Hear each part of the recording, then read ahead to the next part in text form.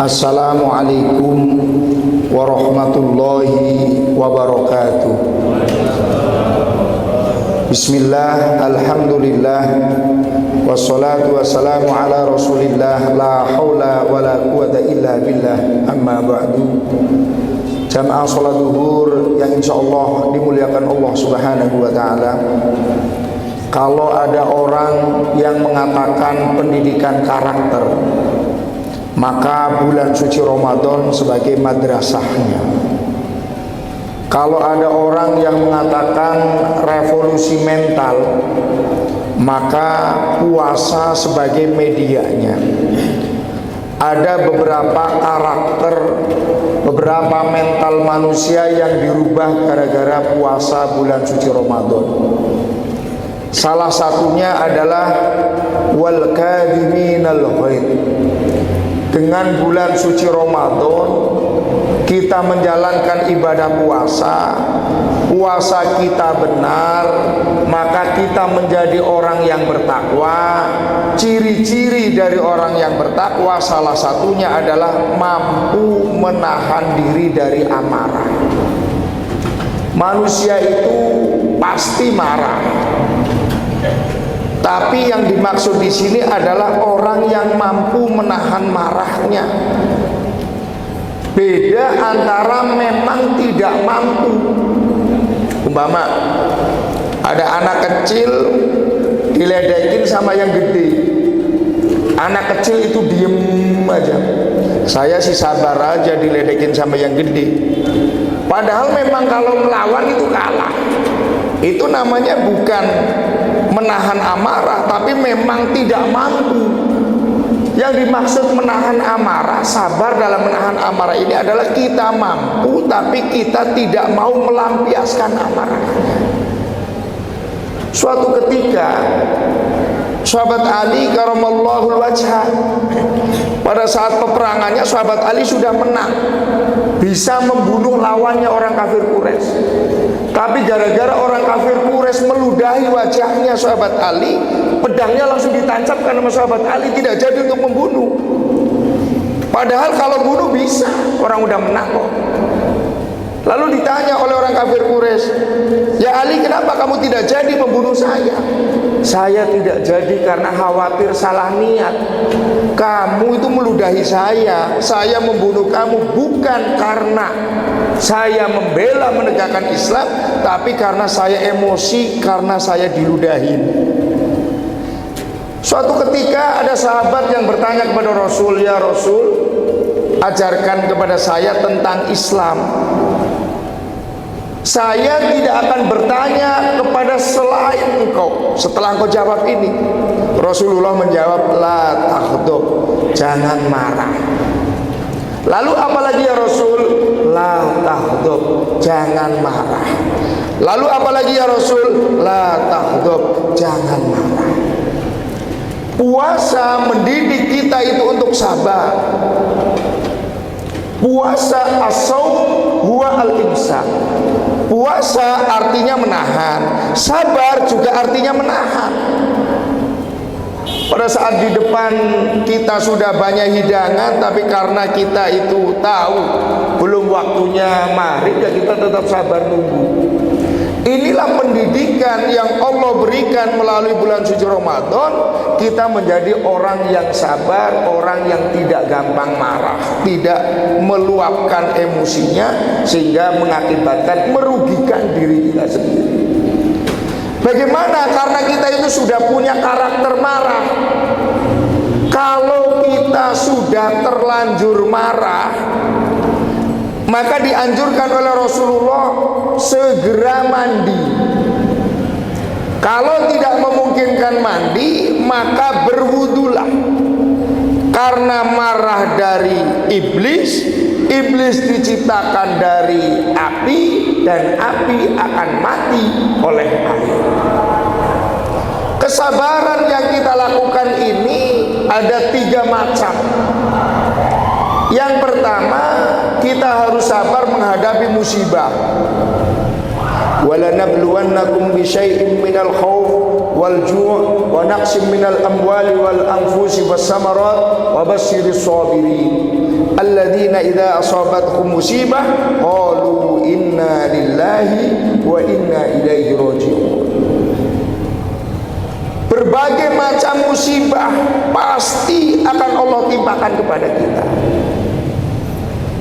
Kalau kita beriman, kalau kita bertakwa kepada Allah, maka kita sabar dalam menghadapi ujian itu.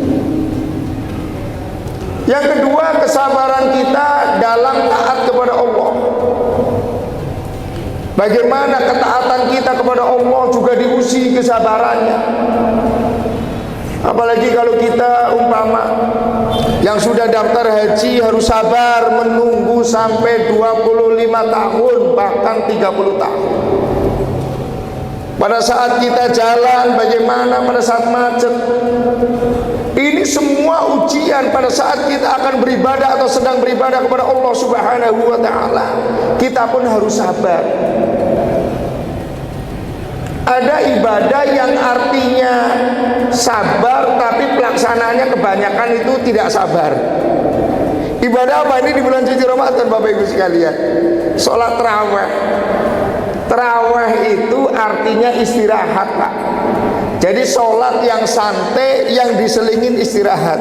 Tapi ada orang yang sholat 23 rakaat bisa 7 menit selesai itu.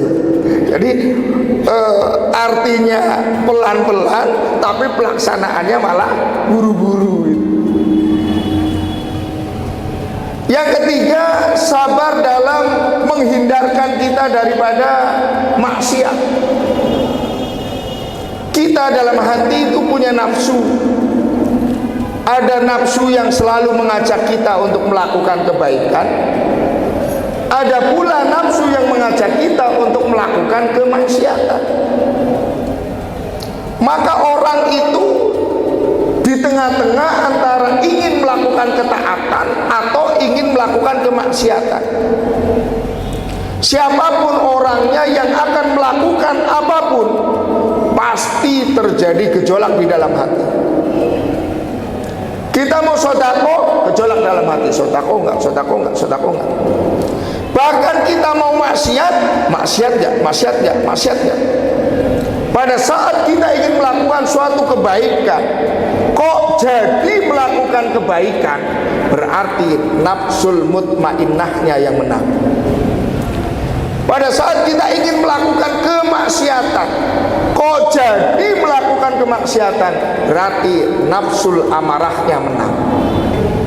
Maka dalam kita yang gejolak ingin melakukan kemaksiatan, kok kita sabar tidak jadi melakukan kemaksiatan, berarti kita sudah mampu sabar dalam tidak melakukan kemaksiatan itu.